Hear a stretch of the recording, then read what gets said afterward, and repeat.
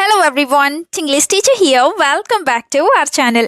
I hope everyone is doing well. ఈ రోజు కూడా మీ అందరి కోసం మరొక మంచి వీడియో. అయితే వీడియో స్టార్ట్ చేయబోయే ముందు ఈ వీడియో డిస్క్రిప్షన్లో మీ అందరికీ ఉపయోగపడే మంచి ప్రొడక్ట్స్ని ట్యాగ్ చేశాను. అవి మీకు నచ్చితేనే లింక్ క్లిక్ చేసి పర్చేస్ చేయండి. ఇప్పుడైతే ఈ వీడియోలో మనం డైలీ చాలా కామన్గా యూస్ చేస్తూ ఉండే మరికొన్ని సెంటెన్సెస్ని ఇంగ్లీష్లో ఈజీగా ఏ విధంగా చెప్పాలో క్లియర్గా ఎగ్జాంపుల్స్తో చూసేద్దాం. ఈ వీడియో అలాగే ఈ వీడియోలో ఉన్న సెంటెన్సెస్ మీకు నచ్చితేనే ఒక లైక్ చేయండి. ఇప్పుడైతే ప్రీవియస్ వీడియోలో మిమ్మల్ని 2 క్వశ్చన్స్ అడిగాను కదా, వాటి యొక్క ఆన్సర్స్ని చూసేద్దాం. ఫస్ట్ వన్ ఈజ్ అనవసరమైన గొడవ. దీన్ని ఇంగ్లీష్లో unnecessary conflict or unnecessary fight ఈ విధంగా చెప్తాం. Now the second question is గొడవ పడటం మంచిది కాదు. ఈ సెంటెన్స్ని ఇంగ్లీష్లో it is not good to quarrel or it is not good to fight ఇలా చెప్తాం. ఇప్పుడు మీకోసం ఈ వీడియోలో అయితే 2 క్వశ్చన్స్ ఉంటాయి కదా, వాటిలో ఫస్ట్ వన్ ఈజ్ పంటి నొప్పి.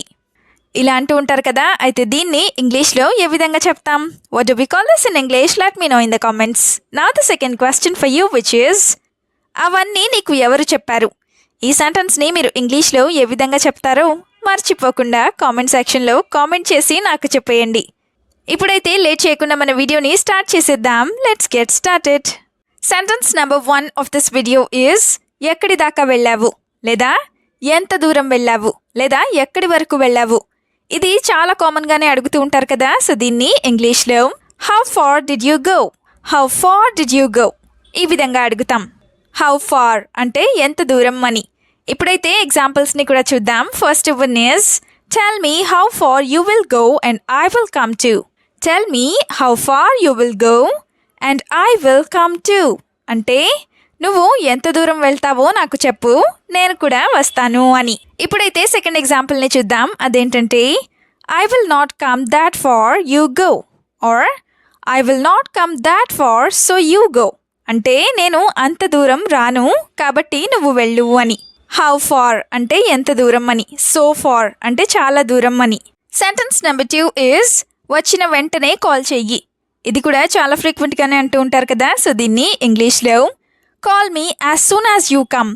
Call me as soon as you come ఈ విధంగా చెప్తాం. As soon as you come అంటే నువ్వు వచ్చిన వెంటనే అని. Now the first example is call me as soon as you arrive and I will come down. Call me as soon as you arrive and I will come down అంటే నువ్వు వచ్చిన వెంటనే నాకు కాల్ చెయ్యి, నేను కిందకి వస్తాను అని. Now the example number 2 of this sentence is you don't need to wait much so call me or you don't need to wait much so you call me అంటే నువ్వు అంత లేదా నువ్వు అంతగా వెయిట్ చేయాల్సిన అవసరం లేదు, అందుకే నువ్వు నాకు కాల్ చెయ్యి అని. సెంటెన్స్ నెంబర్ 3 is మాట్లాడుతున్నప్పుడు విను లేదా నేను మాట్లాడుతున్నప్పుడు నువ్వు విను ఇలా కూడా అంటూ ఉంటారు కదా, సో దీన్ని ఇంగ్లీష్లో you listen when I speak. You listen when I speak ఈ విధంగా చెప్తాం. యూ లిసన్ అంటే నువ్వు విను అని. Now the first example is I am telling you something important so don't disturb me in the middle of it. I am telling you something important so don't disturb me in the middle of it అంటే నేను నీకు ఒక ముఖ్యమైన విషయాన్ని చెప్తున్నాను కాబట్టి నువ్వు నన్ను మధ్యలో డిస్టర్బ్ చేయకు అని. Now the example number 2 is I told you earlier but you disturbed me again. I told you earlier but you disturbed me again అంటే నేను నీకు ముందే చెప్పాను కానీ నువ్వు నన్ను మళ్ళీ డిస్టర్బ్ చేశావు అని. I told you earlier అంటే నేను నీకు ముందుగా లేదా ముందే చెప్పాను అని. సెంటెన్స్ నెంబర్ 4 ఈజ్ సగం సగం పనులు చేయకు. ఇదైతే చాలా విషయాల్లోనే అంటూ ఉంటారు కదా, సో దీన్ని ఇంగ్లీష్లో don't do half things or you don't do half things ఈ విధంగా చెప్తాం.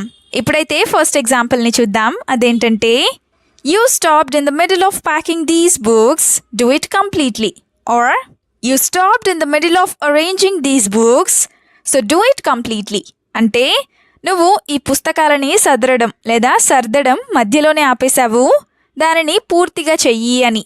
Another example is since you have eaten half of your meal eat fully and do your work. Since you have eaten off of your meal, eat fully and do your work. అంటే నువ్వు భోజనం సగమే తిన్నావు, అందుకే పూర్తిగా తిని నీ పని చేసుకో అని. సెంటెన్స్ నెంబర్ 5 is డ్రైవ్ చేసేటప్పుడు ఫోన్ మాట్లాడకు.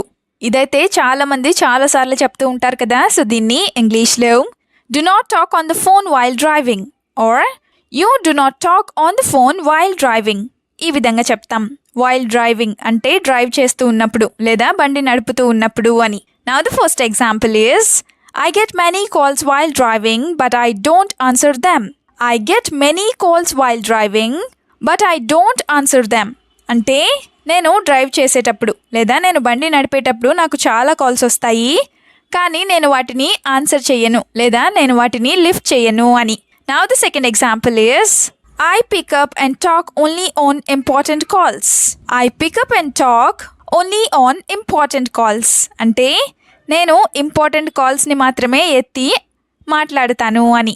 సెంటెన్స్ నెంబర్ 6 ఈజ్ నువ్వు ఏమి పట్టించుకోవా లేదా ఏది పట్టించుకోవా ఇలా కూడా అంటూ ఉంటారు కదా. సో దీన్ని ఇంగ్లీష్లో don't you care anything, don't you care anything ఈ విధంగా అడుగుతాం.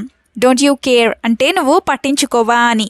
Now the first example is did you listen at least one word of what I said. Did you listen at least one word of what I said అంటే నేను చెప్పిన దాంట్లో ఒక్క పదాన్నైనా నువ్వు విన్నావా అని.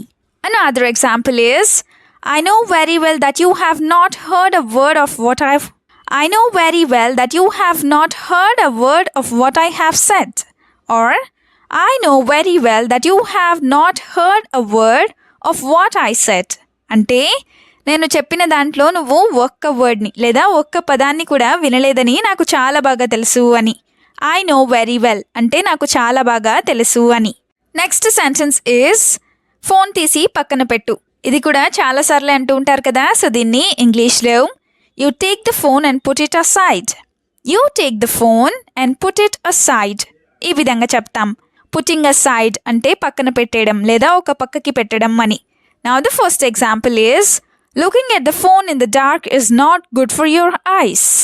Looking at the phone in the dark is not good for your eyes అంటే చీకట్లో ఫోన్ చూడటం నీ కళ్ళకు మంచిది కాదు అని.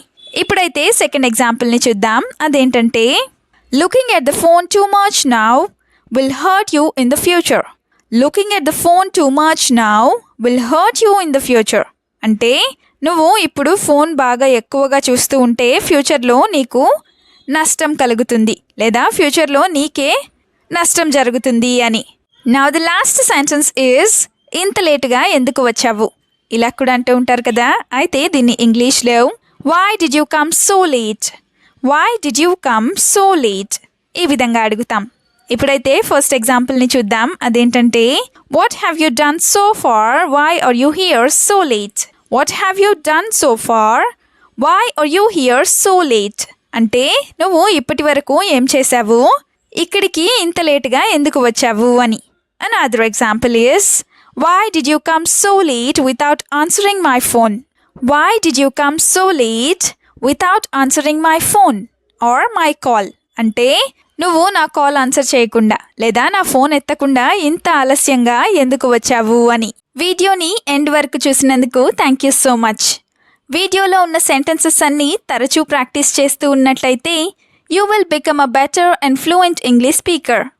ఈ వీడియో మీకు ఏ విధంగా అనిపించిందో మీ ఫీడ్బ్యాక్ని మాత్రం తప్పనిసరిగా కామెంట్ సెక్షన్లో కామెంట్ చేసి చెప్పండి. We'll meet you again with the useful and interesting video. Until then, keep learning, keep practicing and keep supporting Tinglish Teacher. Have a good day. Bye-bye.